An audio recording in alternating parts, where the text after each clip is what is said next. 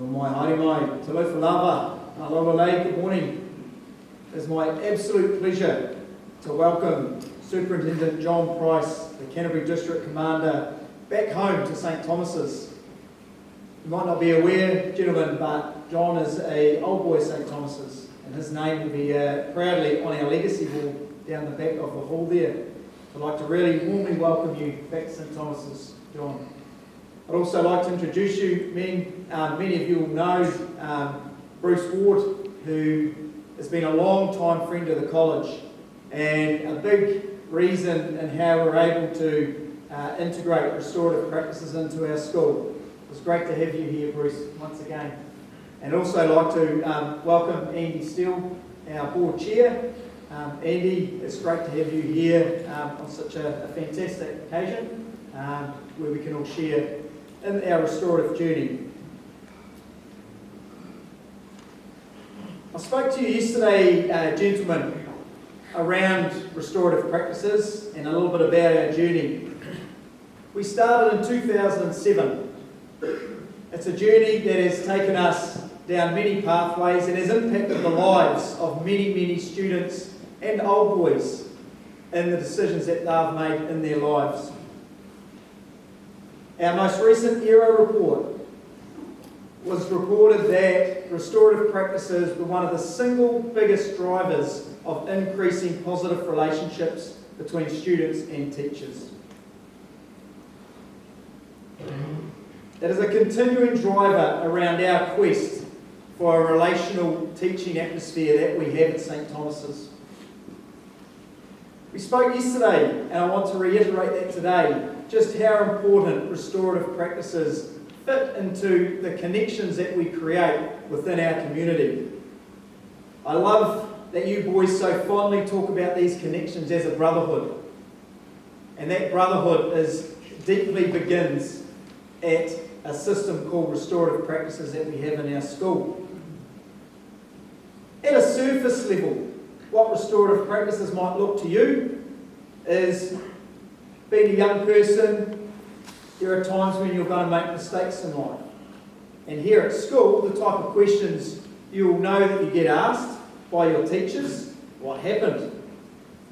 Who have you harmed or affected? And the most important one for me is, how are you going to fix it? Because to me, when you talk about how you can take responsibility for fixing mistakes that you've made, especially when you've affected another person, that's a big part of your uplifting your mana, your dignity and your own well-being, as well as the person that you may have harmed against. And as I said to you yesterday, gentlemen, we celebrate your academic performances. You know, I'm the first person on the sideline of sports fields jumping up and down supporting you. But the one hope that I have alongside all staff here at St Thomas's is that every single one of you understand how to make relationships, how to maintain them, but most importantly, how to repair relationships. I know if you can understand that when you leave school, it's going to make you a better friend, a better partner, and one day better fathers. And I know our world definitely needs much more of that. For me, the new evolution that we've seen in the last few years in education and also in our journey down a restorative pathway is a link to mental health and well-being. You will know what I mean, how difficult it can be if you have made a mistake or you've done something wrong and that's sitting inside your head. Boys, that can be so negative on how you feel about yourself. It can drag you down. And you'll know what I mean when I say when you do share, sometimes if you've made a mistake, it's like a weight being lifted off your shoulders. And even more, when you're part of a process of putting something right, it actually uplifts you. And to me, that's been the most fantastic journey, our work that we've done around our well-being and our personal development. A big part of that is the language that we use. I continually challenge you to understand how you can describe what's going on in your heart and in your mind. Because if we don't have a language to describe that, if we don't use words, it will come out in negative behaviours. I've been really excited in the last 10 years, and especially this year, with the growth of a couple of curriculum subjects that we have. Obviously with the Right Journey, which is about understanding yourself as an individual, and the growth into our personal growth and development classes at year 11 and 12. But the big part, gentlemen, the big part is around honesty. Without honesty, you don't have a restorative program. Without honesty, you'll find at times you'll feel down and flat, and your well-being will be affected. That's a big part. Restorative practices is about being honest with yourself. And sometimes when we're being truly honest with ourselves, we have to bare our soul and we have to be vulnerable. Myself, alongside Bruce, many occasions we've sat through restorative conferences, and I've seen boys and their families bare their soul and express their vulnerability. And it is in that moment that I know that that young man is going to be okay. I'll finish off there, gentlemen, but I want you just to keep that thought in your mind around being honest and being vulnerable. It's two traits that will take you a long way in life.